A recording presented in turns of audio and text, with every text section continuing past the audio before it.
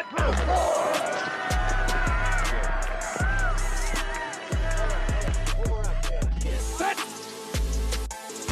4, 3, 1.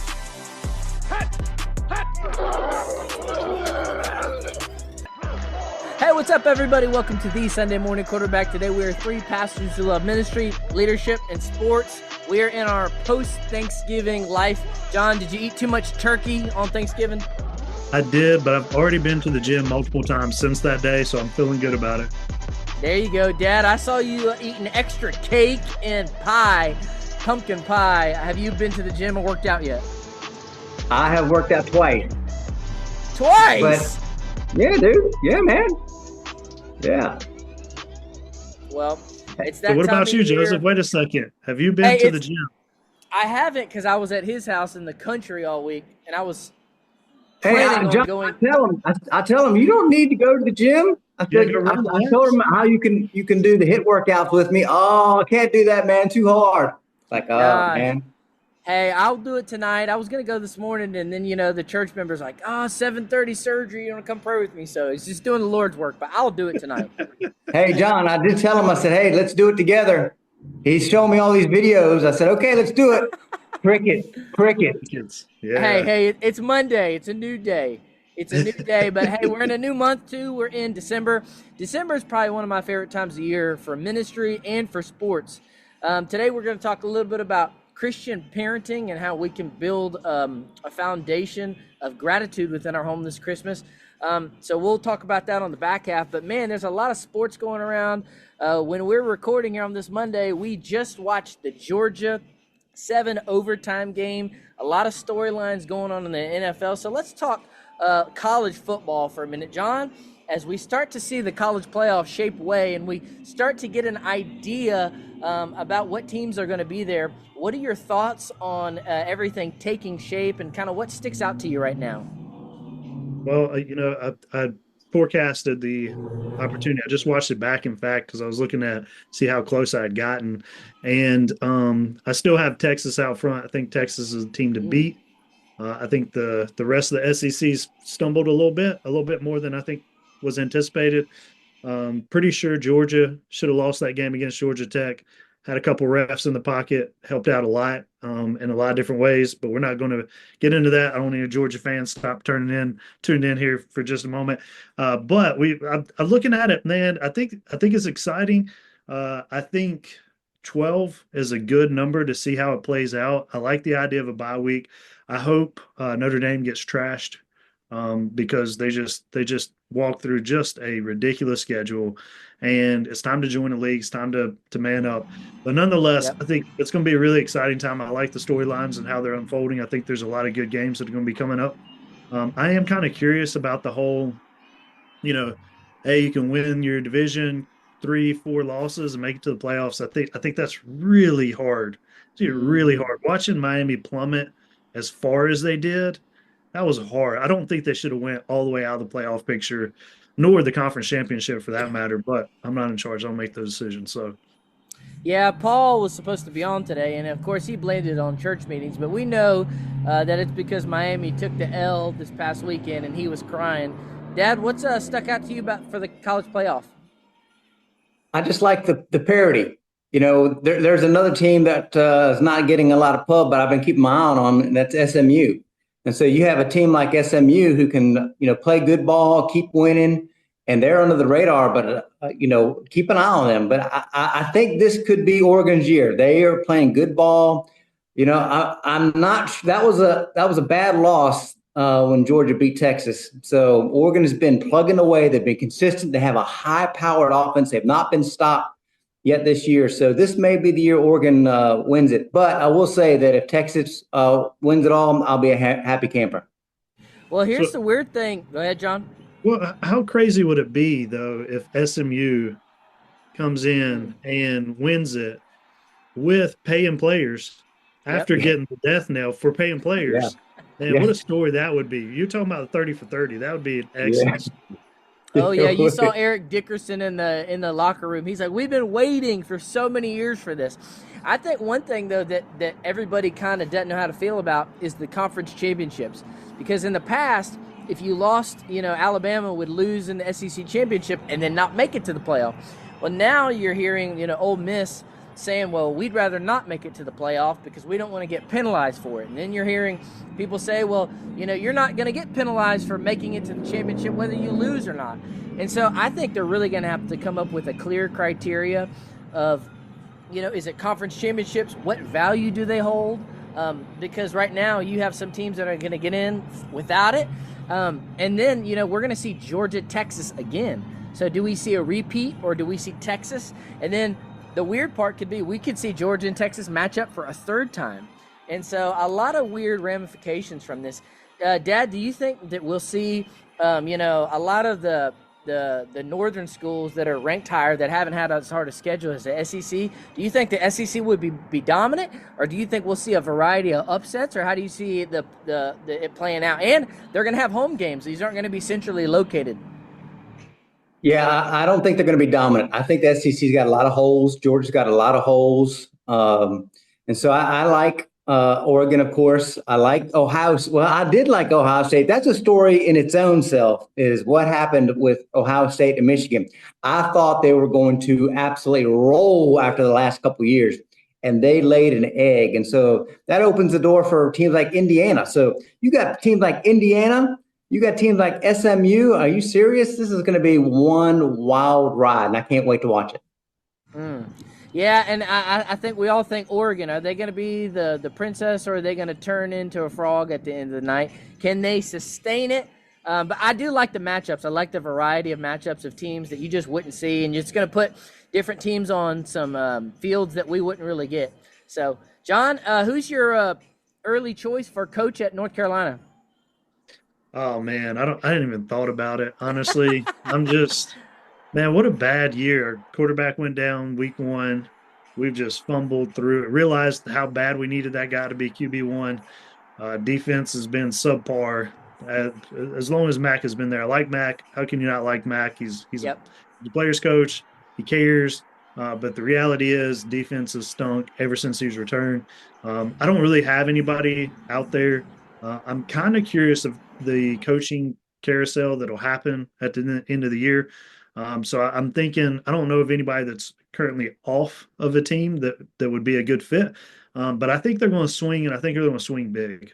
I think they're looking at the NIL. I think they're like, hey, we need to not just be a basketball school. It's time to be a football school. We have the facilities. We have the money. Let's make that happen. So I think they're going to take a big plunge. Now, I don't know if that's going to pay off, but I think it's out there to happen. And so we'll see. Yeah, that'll be interesting to watch. Let's shift gears to the NFL. We're about 3/4 of the way through. And so let's talk kind of storylines that are sticking out to you most, that you're finding most interesting. I'll start with mine. The one I think is just fascinating is the Pittsburgh Steelers. I know we talked about their schedule, which is going to get more brutal. But, man, you're seeing the resurgence of Russ, and they poured dirt on him. They said he couldn't play. He wasn't any good. So kudos to Russ. You also got to give some kudos to Mike Tomlin for navigating through that whole quarterback thing. And, man, I mean, they're just rolling right now. They beat the Bengals yesterday. And so let's see if it can transcend into the playoffs. And they were putting points up, too. That was one of my things, like, okay, we know you can play defense and run the ball, but can you score? And they had up close to 30 by halftime. So they were putting up points. You see Pickens, man, he's still raw, but, man, he can produce, and he fits Russ well. So kudos to Pittsburgh. I'd say that's probably one of my biggest surprising storylines. Dad, what's surprised you? Two things. I think Buffalo Bills, how they retooled on the fly. They got rid of a lot of stars. And if you remember, about 3/4 of the way last year, they shifted their offense to more of a running attack and, took Allen a step back and said, hey, look, we want you to win the game when we tell you. And that has translated big time. And so I think there's been a one heck of a coaching job between offense and defense in Buffalo. So this is their year. Kansas City, they're not the same. And so this is their year to take it. And then the other one is Philadelphia. I think Philadelphia, they are primed and ready to go. I think Detroit's, they're hurt. And I think they're going to be susceptible, I think, to Philadelphia. They've got a lot of injuries, Detroit right now. And so if you notice, they've been winning, but just barely the last 2 games. So I think Philadelphia is primed, ready to go, offense, defense, and they showcase themselves against the Ravens. And I think the Ravens, as per usual, are starting to show who they really are. And so I don't think that they're going to be a major player moving forward. Dad, early season, you heard a lot of talk about Lamar winning another MVP, and it's kind of been all over the place this year. Some say golf. Do you think Josh Allen has a chance? Could this be his year where he could get an MVP and then coast through and then maybe conquer Mahomes Mountain? Yeah, I think it's going to be between two animals, a buffalo and an eagle. That's what I think is going to happen. And so there are two storylines on both. It's been a while since the running backs won it. And then, Josh Allen, he's come close many times. They call him Superman. So if he can sustain, I think John said it best. We'll find out if this the MVP is a quarterback award or not. But I think both of them, it's going to depend on how they finish. John, what stuck out to you? Well, I'm going to throw my MVP candidate in for Barkley. I just, he's having a historic year. I mean, Yep. we're talking about numbers that haven't been put up in a quarterback pass happy league. He's playing out of his mind. I know it doesn't get a lot of attention. Running back's not that flashy anymore. But if he misses the MVP, if they give it to Josh Allen and he breaks Chad Johnson's record that stood for now nearly over a decade now, you're talking about just a missed opportunity. Then you're looking at it and you're like, well, no other player can win this thing. This is just a QB league, and so this is the score. And so I think that's a pretty big deal. The conversation about the resurgence of the Redskins is upon us. And I feel like once you start catching the rumor mill, and you could very well see me living up here in Virginia, Redskins come back, the burgundy and gold gets put back on. As a fan, I am here for it. I'm hoping that is the case. But I think it would be cool. I think there's been a lot of conversations, been really fruitful. I was surprised. Nobody sees that coming. And so you have to ask the question: Did people have an issue with the team name, or did they have an issue with the owner, Snyder? And I think it was the owner. And so, pretty excited about that. Looking forward to that. The other one is Joe Burrow this offseason. What is going to happen to Joe? He's a good quarterback. He's played well. Defense has not helped him out, not bailed him out at all. He's had some critical turnovers at some times. You're kind of like, man, that was game sealing. But I really hope he lands in an organization franchise that will be able to surround him with some good defensive players, not have him carry the whole thing. I don't think he's done, but I think he might be done at Cincinnati. I mean, Wow. yeah, I mean, you can't even pay your wide receiver, and then they let go of the whole back end. And so I think you're going to have to really ask questions about the cheap franchises. Trevor Lawrence comes to mind. Some of these other quarterbacks, do you be loyal, even if it means you just regressing? And so, you got some major teams that are not going to make the playoffs. Another one I want to touch on, John, you've been riding for 2 years now, is the Niners. They've been decimated with injury, even though, I mean, they've got talent all over the place, but they're going to have to make a decision pretty soon. How big of a contract do you sign Brock Purdy to? And if you have to have any casualties, who is it? We saw Christian McCaffrey get hurt again last night, and you just got to think, I think it was his PCL, and so you just have to think, his time is running short. And have they missed her? Isn't that the guy that you end up maybe saying, hey, it's not working out, and give Brock a little bit of money? Honestly, I think if you're going to have a down year for the 49ers, this year is a good one, because now you've maybe brought the cap down for Brock, where you're not going to pay him just a ridiculous amount of money. So, hey, you had a meager year. We've had some injuries, but I think you're going to put you at a good level. You're going to let go of Christian McCaffrey. I think you have to at this point to move forward with somebody that's a little bit more stable there, free up some money for some other players. I think it's working out well for them. You'd like to see them win. Obviously they had a good team coming into the year, but it's not been good so far. Yeah, yep, that'll be one to watch for sure. Hey, let's bounce to the NBA real quick, because this is the topic, Dad. I know we've been talking. What is going on with Joel Embiid and the process in Philadelphia? Is it time to hit eject and reset the process, or can this thing be turned around? Paul George is thinking, what in the world did I get myself into? If it's going to be turned around, it has to happen now. And it really depends on what his mindset is. He's got the team. He's got the stars. Maxey has developed into a nice star piece that I think works well with him. And so you got the trifecta there, but the main cog has not come to play this year. And so you have seen that with their record and the way they're playing. So if they can't get that turned around real quickly, or if Embiid is just say, hey, look, I'm done, they need to go ahead and move off him real quickly. They can get a haul. And so now is the time to do it. But yeah, I think the process could be over. John, any thoughts? Yeah, I'm getting a little bit of those Leonard vibes with San Antonio when that relationship began to sour, and all of a sudden this guy was injured, not injured, going to second doctors and other stuff, not wanting to play. And I mean, he's an incredible talent. I think it's clear, but if you don't touch the floor, it doesn't really matter, you know. And so at some point you have to get on the floor. I mean, obviously San Antonio. Greg Popovich, you got a lot of trust in the organization, but in Philadelphia, they're going to turn on you. They're going to decimate you. You're getting ran out of that city. This like don't let the Happening. city of brotherly love catch you off guard. If you don't put up, they're gonna toss you. And so you got a blue collar, I think, franchise that's hardworking, and then you have a player that's not, at least on the peripheral. And I think you're a recipe for disaster right there. And the bad part is you saw him playing all summer at the Olympics, going all out, giving full time effort, and then you missed the first half of the season. Just bad. I think the collective bargaining is going to be real interesting this next time with the load management. Talking back to Kawhi, so definitely it'll be something to watch. Hey, let's transition to our ministry and leadership segment. We are sitting here on December 2nd as we enter into the Christmas season.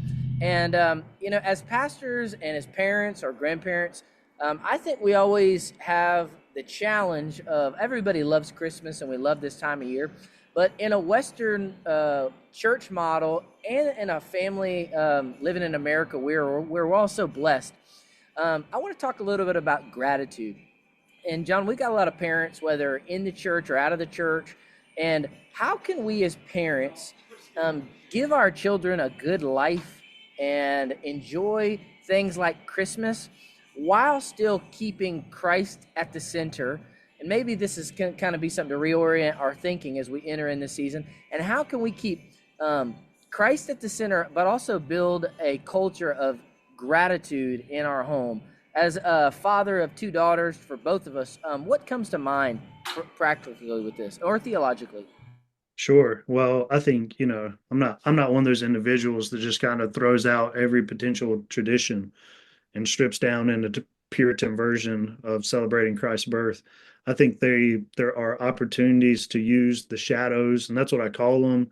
The decorations, Christmas tree, the gift giving, all those things are shadows of the authentic thing and the good gift of Jesus Christ being born to a virgin and be able to have the opportunity for us to have a way of salvation. And so I think it's careful to slow down, I think with families and Christmas parties, you work in a church, December really gets ramped up. You got Christmas parties for staff, you got Christmas parties for convention life and associations, you got Sunday school gatherings that want you to come there and show up. And you got a lot of different things that are moving on. You got family coming in to town, family leaving town, or you're traveling or whatever.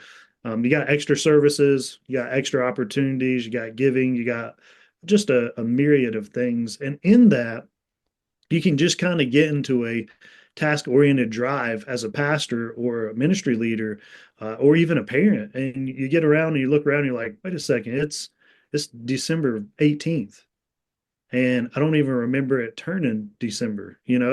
And so I think one of the things I try to encourage our parents to do here at our church and myself included in that is to slow down. Take the time to appreciate that. Our family walks through the entire Advent. Every night we have a reading together. We put out different manger pieces. We talk about the significance of Jesus' birth. We talk about gifts and excitement, joy tied to that. And then Michelle and I, we take the opportunity to remind them the reason we want to give you gifts, the reason you want to give us gifts is because the incredible gift of Jesus Christ. And we try to continue to become central to that. We take the opportunity as well to connect with other members of our church. So if we're going to go watch Christmas lights, we're going to go, well, that's fine. Let's reach out to another family. Let's enjoy this together. Let's take the time to encourage one another in our faith and things like that. And so I think I think you can go too far on either side, right? You're like, hey, I don't celebrate anything. This is just Jesus, and so I don't put up a tree, like nothing, right? Like just that's wrong. Everything's wrong. And then you can go to, hey, I am shopping 20 something days out of the 25 days to Christmas, and I haven't even really thought about God or His Word or His presence. And so I think those are the two parameters. Our job is to stay in between those, right? Like sometimes we go out, we're shopping, we're doing stuff, we're talking about the excitement of the season. Other times we're careful to slow down and take pace and things like that. And so I think the responsibility of parent is like any other time, make the most of the opportunities that the Lord gives you. And if you hurry, you're going to miss those opportunities. Yeah, that's a good word, John. I love the idea of working in the Advent into our nightly devos. I think you're seeing a lot of parents explore. For us, it happens at the dinner table. We have a natural conversation, and then whether it be reading through an animated Bible, and so the Advent, I'm gonna work that in there. But my bigger picture thought is I think Gen X and some millennial parents, we have to realize that our children don't always understand the basics the way that we think they do, whether they be teenager or young adult.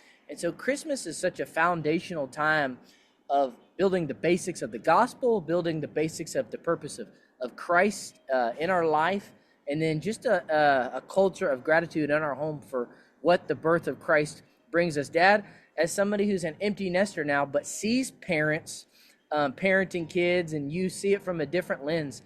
Any thoughts on this topic of just keeping Christ centered in their home, in their lives? How does this land with you?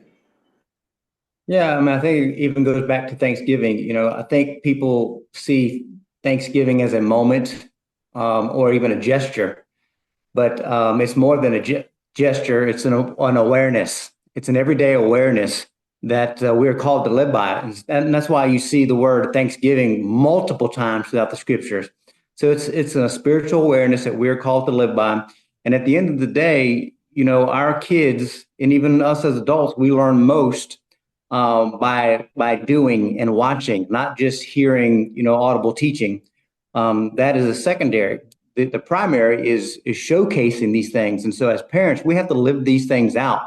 And as we live these things out, then we continue to teach through our words, but our actions have got to match it. So I think John was right when you just, slow down and utilize. See, this is the time I think it's easiest if it is on our minds as parents to teach our kids because it's all around us. So we want to utilize even what the world talks about as Christmas and Thanksgiving and celebration, but then take it, to the biblical levels of here's exactly why we're celebrating. And so we utilize this opportunity in a greater way. And then at the same time, this is the great opportunity to showcase our faith in Jesus and the gospel message and all that we do and how we do it and how we respond. And so, if we're really interested in serving and showcasing the gospel in everything that we do, it is at the forefront of our minds. And if it's at the forefront of our minds, we will make it what it should be. And come January, when it's an awareness, not a gesture, January comes and nothing changes about what we are and what we're doing. I agree. I think the opportunity of most people think January you can re-jump back on your spiritual disciplines, but I think December is a great heart awareness for hey, don't let me take for granted this gift that I have of salvation, and that's kind of a home base for us. And I think it's good that you're seeing parents explore different ways to build that type of spiritual foundation in their home. And so we're going to keep talking. We'll pick back up in January as the holiday comes up, and we'll talk some more sports. So, gentlemen, hope y'all have a good day. John, who knows? You might have a new team name before you know it.